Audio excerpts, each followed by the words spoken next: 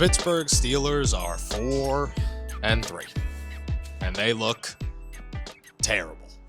Let's not sugarcoat it in any which way or form. This team has problems on both sides of the football. Somehow, the most expensive side of that football is the far worst part of this team. And quite frankly, you're sitting around going, I don't know if they can fix it. I don't know if the Pittsburgh Steelers have what it takes to turn things around. And right now, you're starting to get those lingering thoughts in your head saying, here we go again. We've done this. The Steelers have done this so many times in so many terrible ways that you've been through the just worst of it. You've been through the losing seasons and the downfalls and the playoff losses and the what is happening time and time and time again. And here we are in the midst of a 2-game Pittsburgh Steelers losing streak, and everyone is starting to think the same thing. Here we go again. And quite frankly, it brings up a conversation that we've had before, that we will likely have in the future, and that, well, it's time to have again.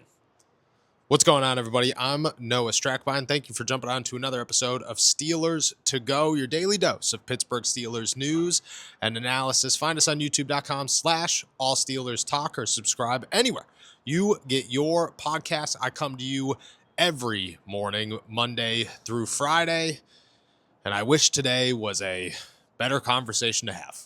I wish today that we could sit here and say, Happy Victory Monday. Things are great. The Steelers are 5-2. They're sitting at the top of the AFC.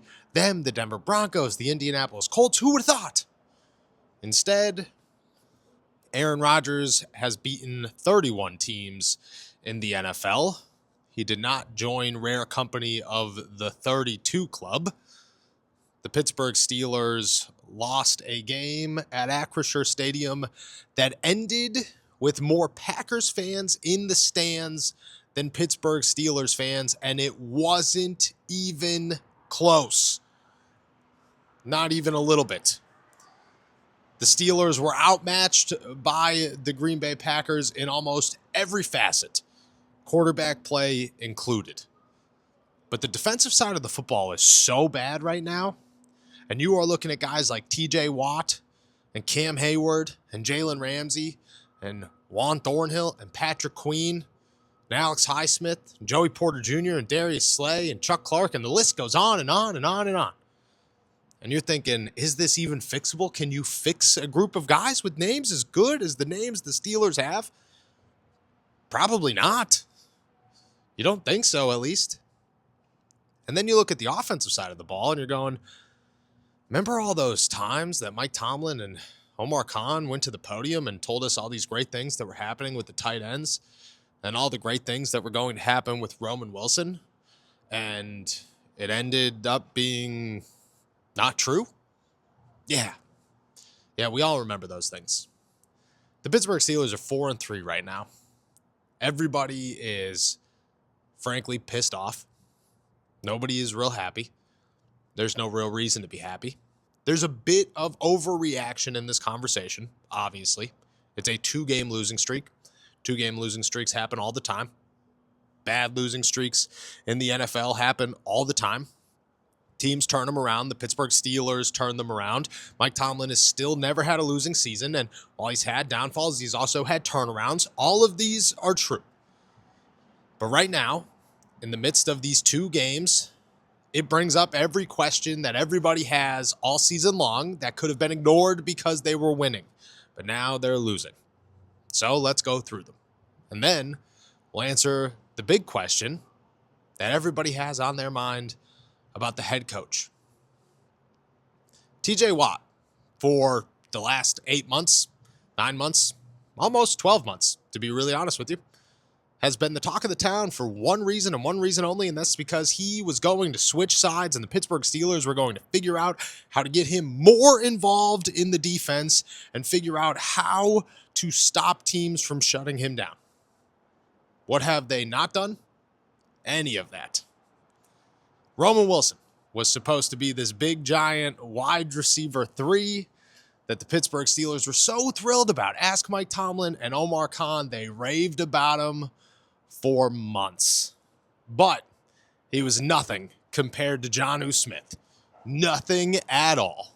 Jonnu Smith was the oversized wide receiver, the impeccable athlete that was going to be the guy to replace George Pickens for the Pittsburgh Steelers.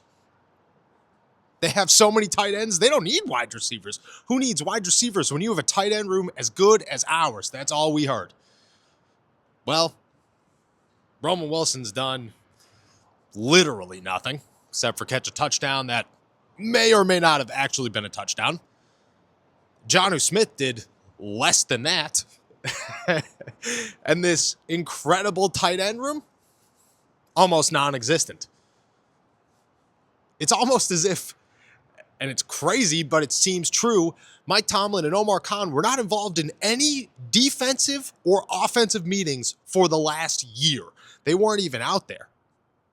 They just went up to the podium, answered questions, gave answers that they believed in, that they thought, and then went out and stood on the sideline or up in the press box, and they all came not true. None of them. Every single one of them has not been true. So tell me, if you have the answer, why did they say all of those things? Were they trying to game plan and confuse the audience or confuse the opponent to say, oh, they're going to game plan against Roman Wilson? Let me tell you. Oh, they're going to think TJ Watt's switching sides and they're going to prepare. And then he didn't. Jonnu Smith, man, they're going to get so ready for Jonnu Smith.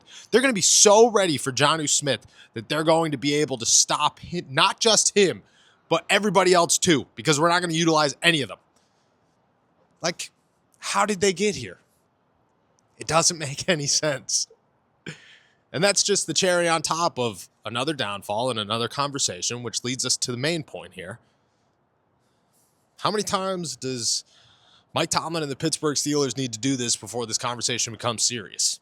Because Mike Tomlin's a phenomenal head coach. Hall of Fame worthy, incredible career, has done incredible things.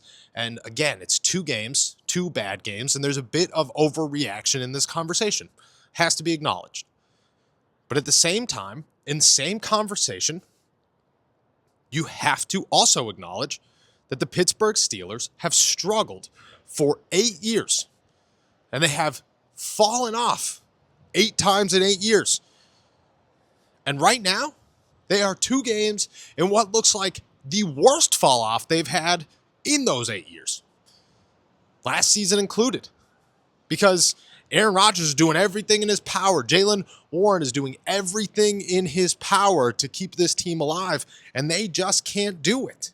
They can't beat it. How many times and how many passes does Mike Tomlin get? That's the question. How many times does this have to happen before Art Rooney and company actually sit down and have the conversation of, okay, yes, we could have 2 trains of thoughts here. Mike Tomlin is incredible and has done incredible things, and there's so much respect for him from this organization. And maybe, just maybe, everything that we're trying to do, that the organization is trying to do, is not working, and it's time to rethink things. It's time to sit down and say, how do we improve? Where does it start? Who needs to go? Because if the outcome is just to go and make the playoffs, the Steelers might not even do that this year.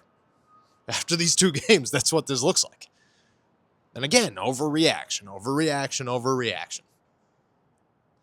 But it's there. The thought's there. Everybody's having it. Nobody's sitting around on Monday morning going, you know what? I'm feeling great today. I'm feeling awesome. Coffee tasted like Victory Monday coffee. I got a little bit extra pep in my step. Things are great. No, nobody's doing that. Not one person. Not a single one. And at 2 bad games where you allowed 450 yards, where, again, your offense is at a point where your two key pieces are clicking and your offensive line is clicking so well that if the part of your team that was worth more money than any part of a team in the NFL played well to any degree, you would be unstoppable. But they're not. And the team looks tired and dead and unable to figure things out. And the coaching decisions are questionable because why are guys like Juan Thornhill and Chuck Clark out-snapping Jabril Peppers for no reason? Why is TJ Watt not changing sides? Why is Jonnu Smith never involved in the offense? Why? Why? It's all coaching. The execution isn't coaching. These players are not playing well. That's not on Mike Tomlin. But all of the other stuff, all of the other questions are on Mike Tomlin. And again, you have to have the conversation. At some point, you have to sit down and say, how long do you do this before you just acknowledge that maybe it's just not working here the way that we're going about it? And maybe, even if it's not a big, giant coaching change, changes need to happen. Big ones. Significant ones. Maybe play calling changes. Maybe power control changes. Who knows? But at some point, that conversation needs to be had. And at some point, the Rooney's got to have it. And again, it's 2 games. Overreaction. You have to acknowledge that. Continue to. But you also have to acknowledge what's happened in those 2 games and acknowledge how the fan base is feeling and acknowledge that there's warrant behind that feeling. Because everybody's felt it for the last 8 years, over and over and over and over and over and over and over and over again. Nobody wants to feel it another time. Will it change? Probably not. But I think the longer we talk about it, it kind of feels like the closer we get to that actual conversation. Thank you guys so much for jumping on to another episode of Steelers to Go, your daily dose of Pittsburgh Steelers news and analysis. Find us on youtube.com/All Steelers Talkers. Subscribe anywhere you get your podcasts. I'll be back later for the flagship show. Before I head out of here, hit that like and subscribe button. Can't thank you guys enough. And with that said, enjoy another beautiful day in the Berg. Peace.